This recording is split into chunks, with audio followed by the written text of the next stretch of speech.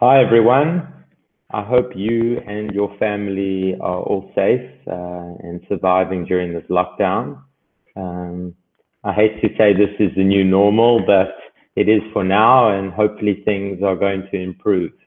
My name is Allen Jaffe. I am the founder of eComplete, and I have been involved in e-commerce for, believe it or not, over 20 years. So today I'm going to be doing a presentation on, especially with what's going on in COVID, uh, why and how to pivot into e-commerce and some of the sort of tips that I can point out for you. So let us just present.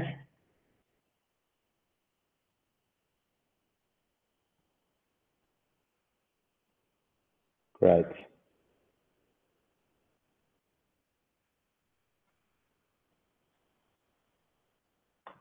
So as discussed, that's me. If you're wondering how on earth have I been involved in e-commerce for over 20 years, I'm actually 45, even though I don't look it.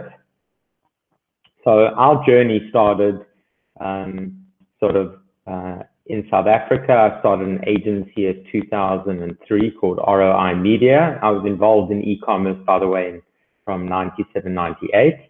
And with this agency, we were one of the first performance digital marketing agencies in South Africa. Everyone was talking about traffic.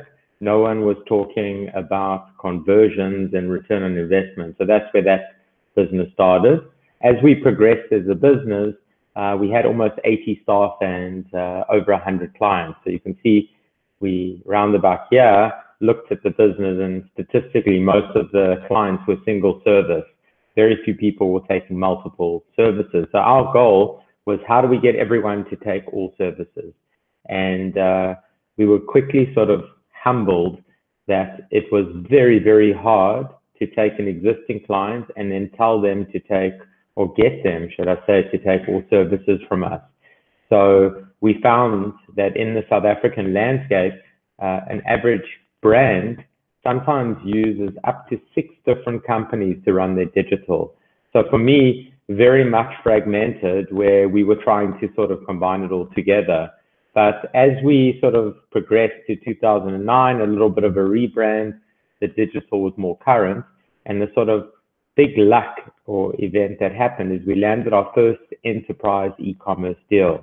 And when we landed this e-commerce deal, we found that for the first time, we were no longer the cars on the highway, meaning the digital marketing.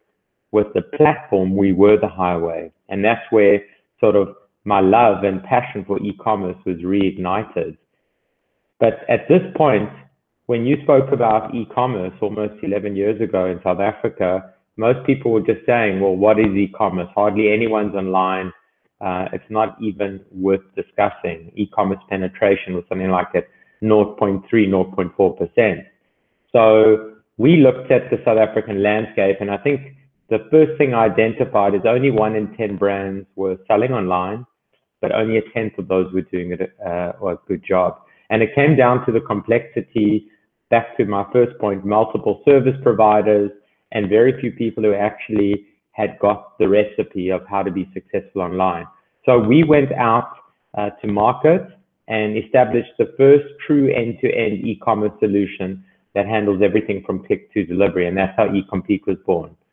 So if we look at the business, we, as a mission statement, enable great brands to succeed in e-commerce. And from this talk, you'll hear that I love cycling a lot, and I'm going to try throw in 1 or 2 analogies as well. But if you take a mediocre cyclist, put them in a Tour de France team, there's a very low probability of them actually achieving great success. So the brands that we work with are great brands who've already built themselves as great brands, who have brand equity, who are well known, and it's our job to enable them.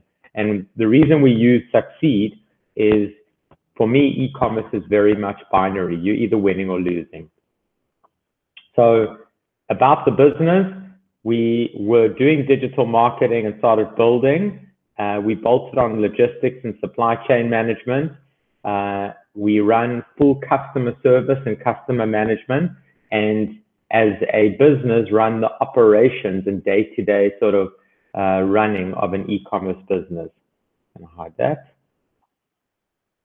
Some of the brands we work with, very, very proud to have these on our portfolio, and very happy to play a role in getting these very well-known brands online in South Africa, and I think definitely good things to come.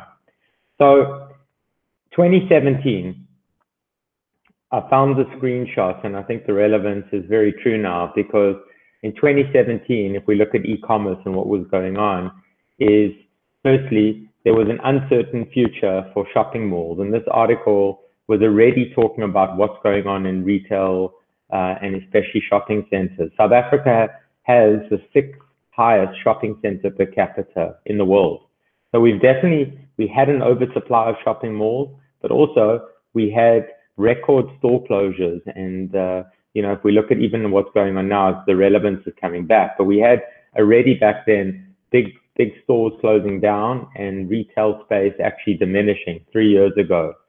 In America, I mean, this is a term that they've coined. It's called the retail apocalypse, where pre-COVID, they were talking about also, I think America's got one of the highest shopping centers per capita in the world. So these big malls were closing down and, being converted into storage or, car repair centers or just graveyards. So this was on the horizon back then.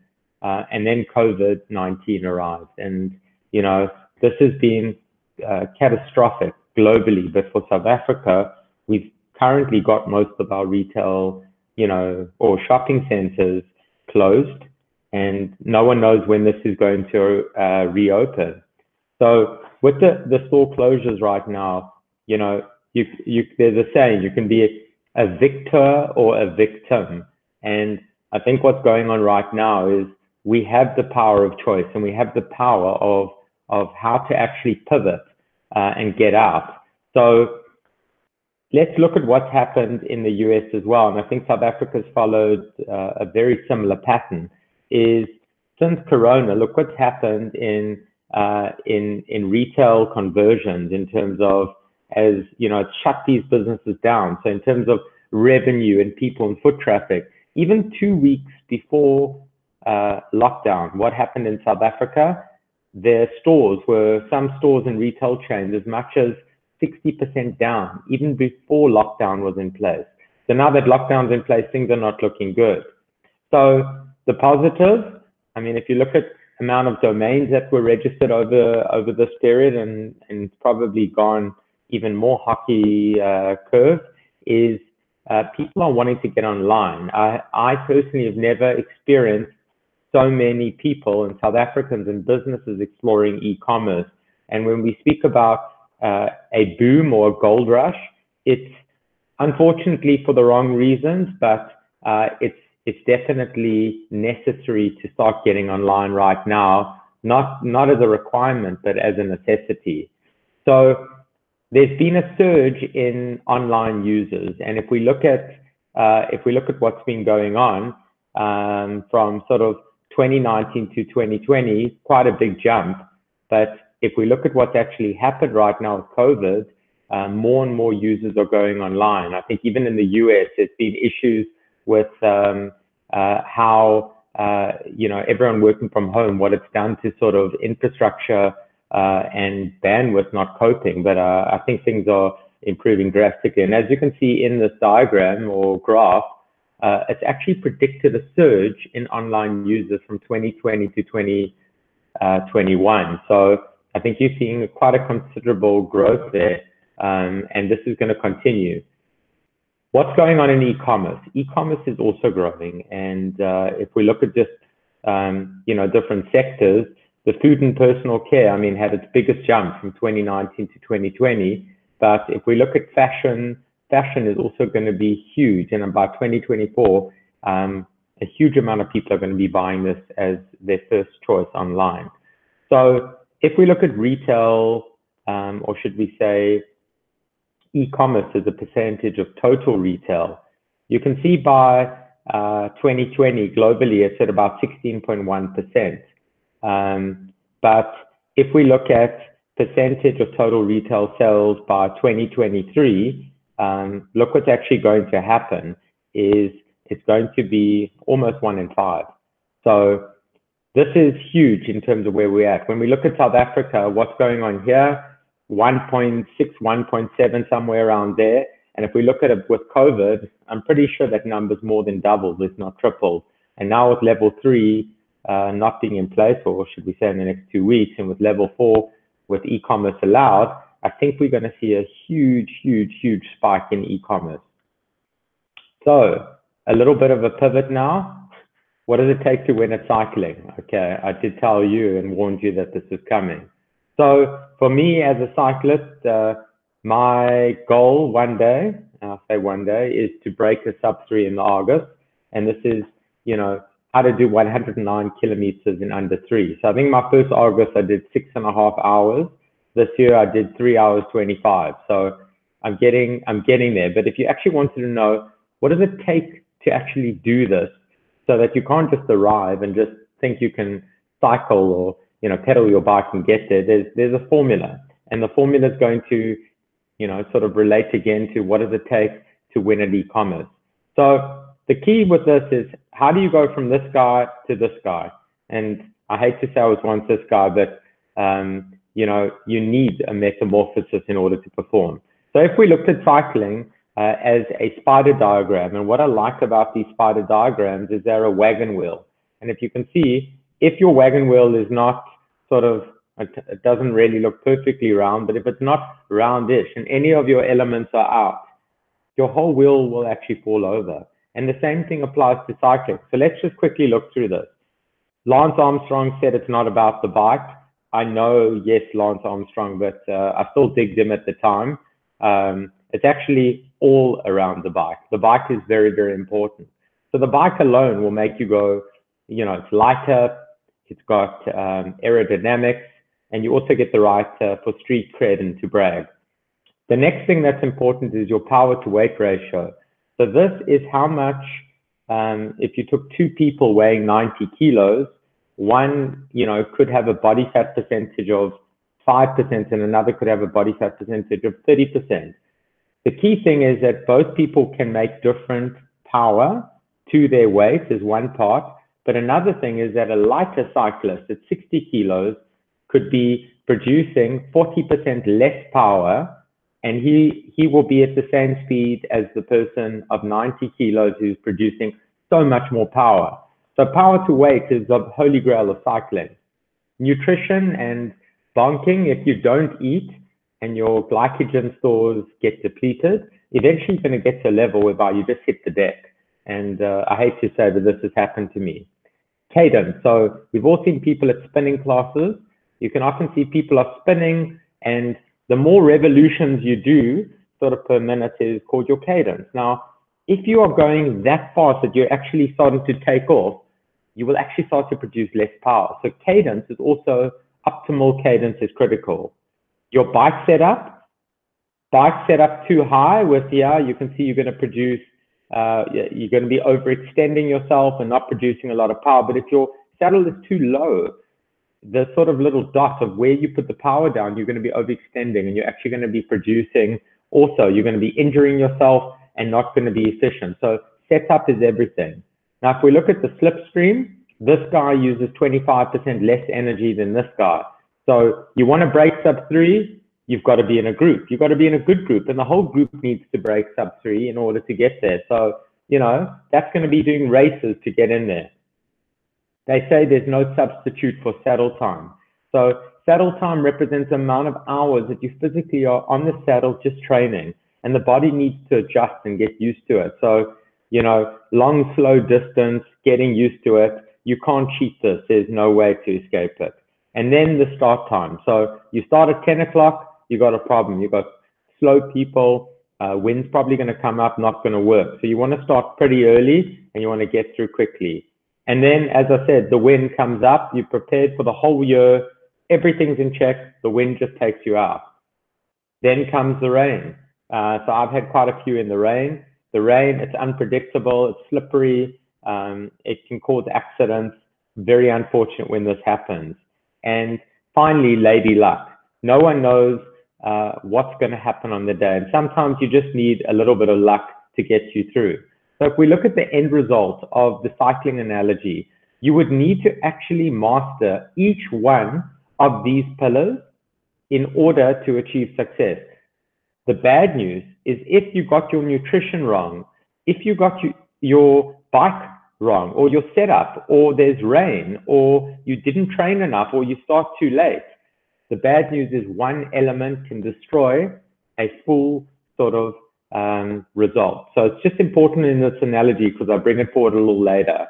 So Dale Brailsford is the British Olympic cycling coach, and he had this philosophy of improvements through marginal gain. So his goal was that the British cycling team in the Olympics had never, I think they'd won one gold in their history.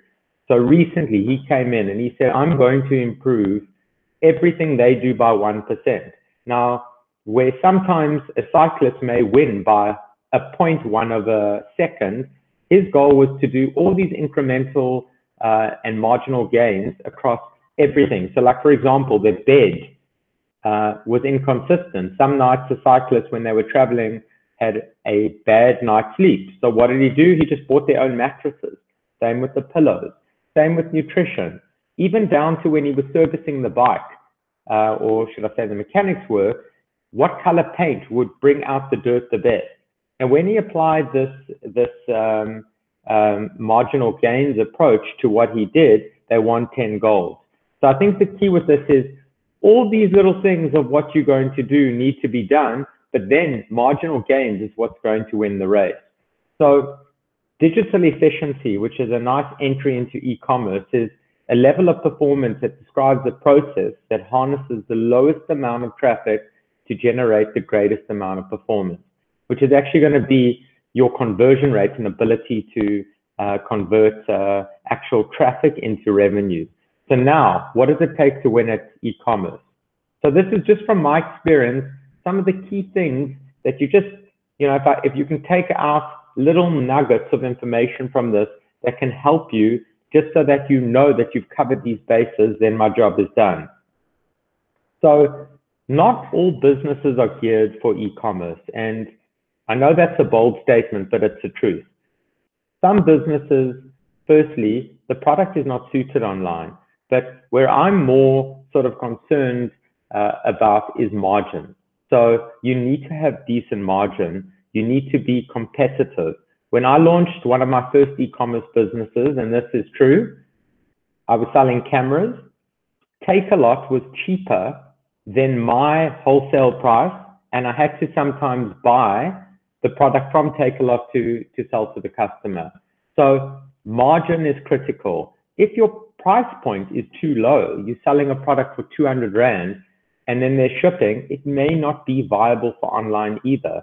And I think it's also important in this space is to do a competitor analysis. Look at who else is out there. What are they selling? How are you going to compete? Because if you don't have existing equity and traffic, it's going to be quite hard. And that my experience was I spend money on AdWords on a brand new brand, and I was actually at negative ROI. So it's just important that you have to have margin, you have to have the right business model, and this has to be step one. What do customers want online? So as you can see, if you're not going to be competitive, they're not going to buy. But they also want to know that, whatever you're selling is in stock. I think like in South Africa and globally, there's a big expectation that you should be getting free delivery. For me, don't give free delivery for every purchase. Do it on a threshold. So over 500 Rand, you get free delivery. And I think it's critical to have very good delivery speed. The foundation, also very, very important. The opposite of a good foundation is a bad. So the other image in my mind was the Leaning Tower of Pisa.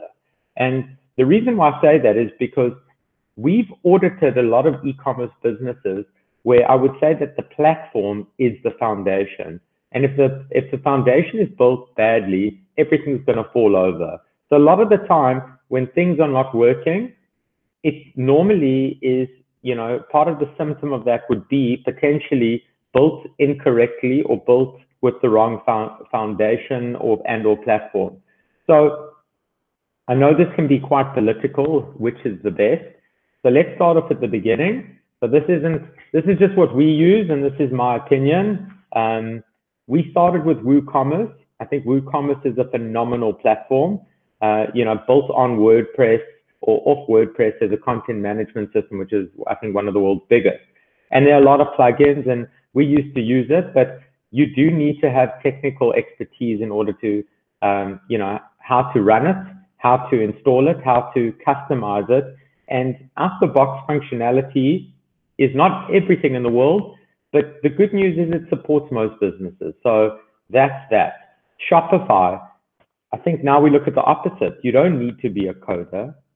It's hosted. Everything is sort of plug and play where you can click buttons. A relatively inexperienced person could take a Shopify site and be live in days if they really wanted to, if not hours.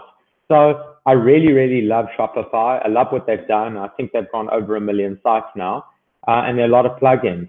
But Shopify, to me, is not an enterprise-grade e-commerce platform. So the minute you have clients who have 15 to 100,000 products, I don't recommend Shopify personally. I run Magento. I think globally 1 in 4 sites run it, and Adobe has just bought them. So there's phenomenal support. But if we look at South Africa, and I don't want to name drop, but if I took the top 10 sites, high percentage, if not 80% of them are all on Magento, which is quite a, and that's not including, say, Takealot. So Magento, for me, the winner. With an SEO background, it is amazing for SEO. And obviously that's with adding plugins. We can customize the checkout, and the core functionality is great. But I think with whatever platform you choose, plugins are important. So you should never be in a position where you're custom developing anything. So Magento, and I believe all 3 of these have a lot of plugins, but I know Magento has, I think, close to 7,000 plugins. So that's anything you can imagine already exists, and to be fair, a lot of them also do. So you need integrated digital marketing. So digital marketing is going to be very, very important in order to get things working. I know not everyone can have an in-house digital marketing team who can get everything under one roof, but what I don't recommend is a fragmented digital marketing approach where you have a lot of different people working in different environments, all trying to, come together, because the key with digital marketing and e-commerce, with attribution and integration, they all need to talk to each other. So for me, number 1, you need digital marketing. Number 2, it needs to be integrated. And number 3, you need to check all the boxes and make sure that you get everything working. So from our business, ROI Digital, we incorporated our agency into eComplete. So it's now the engine room of eComplete. Some of the e-commerce non-negotiables you should be running with paid media is Google Shopping. So Google Shopping, there is complexity. You need product feeds, price updates, inventory, all of that thing, or elements need to be integrated. But what I like about that is the ads are there. People can see product pictures. They can click it. They can, see prices, and it's as real as possible.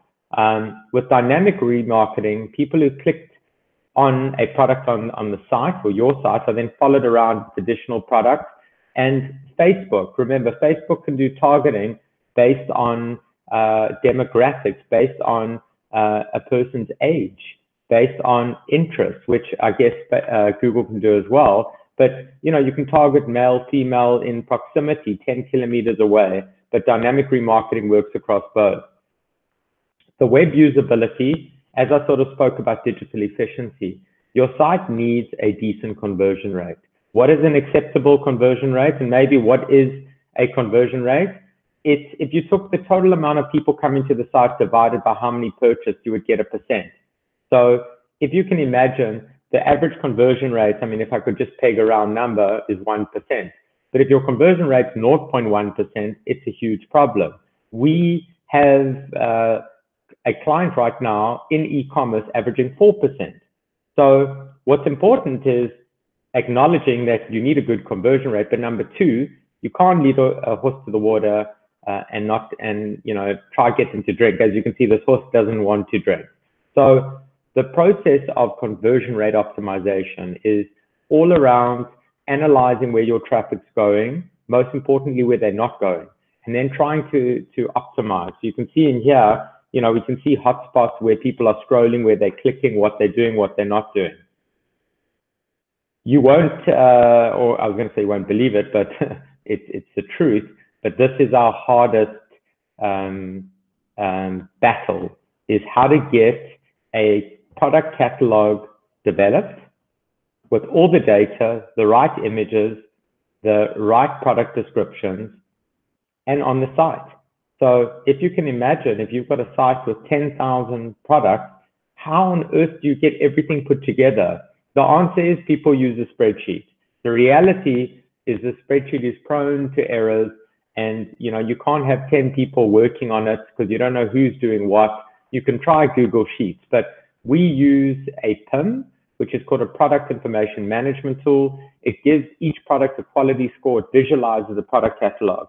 So your data, if you've got 100 products, no problem, ignore this. But if you've got thousands, this can take a lot of time getting it working. And I think the key here is you need collaboration with your team.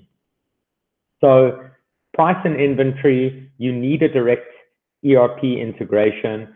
Whatever's in stock needs to reflect on the site. Whenever there's a price update, it needs to reflect on the site. You can't be having incorrect pricing. And it needs to, that's why what you see is what you get. So I recommend that you have to, as a requirement, integrate into your ERP. You also need to push orders back and into your warehouse. The smoother the inventory management runs, the more satisfied your customers are. So you don't want to be in situations where what you're selling is physically you're taking a customer's money, but you're out of stock. How are you going to justify that? We've seen recently one or two big retailers that are not our clients, where there are literally thousands of backlog orders where the inventory has gone sort of all over the place, where they're selling stuff that doesn't exist. So this is a huge problem, and I recommend that this has to be accurate and updated in real time.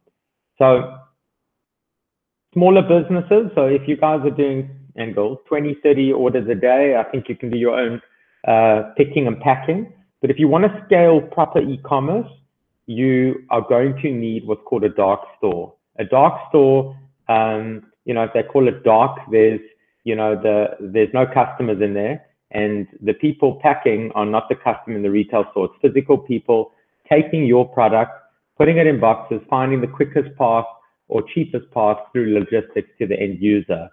So that's what a dark store is. Most, if not all, big brands use a dark store, and a lot of them are all using similar companies under this. The next part is how do you get the product to the customer, which is we call the last mile. And it's important just that the customer has tracking info. What happens if they're not home? How do they reschedule? And a very understated but very real element in e-commerce that you need to get your head around is reverse logistics. How do we do returns? Is it quick? What happens when the item's returned? How quickly does the customer get a refund? Is it eligible for return? How does it get re-added back on the site? So this is just quite an important topic that you need to get your head around. Now, if we look at sort of, how these dark stores work, is a supplier, sends product to the warehouse, they pick it, they pack it, they ship it, they find the cheapest path with couriers to the customer, and then they also handle the return straight back to the warehouse. Customer service and customer management, critical. A lot of people just think, oh, how hectic can it be? But customers can get very irritated and very angry very quickly if they don't get their product, if there's a problem with the returns, if there's a problem with the refund, even if there's a problem checking out. So I recommend that you run a customer sort of trouble ticket system, like a solution like Zendesk or Freshdesk, where each customer gets a ticket. We have rolled out sort of customer service chatbots We roll out telephone support. Not personally a big fan of live chat, but a lot of people do like that. So the checkout, critical. 75% of people back out of shopping carts. So if we just analyze quickly, why do they back out of shopping carts?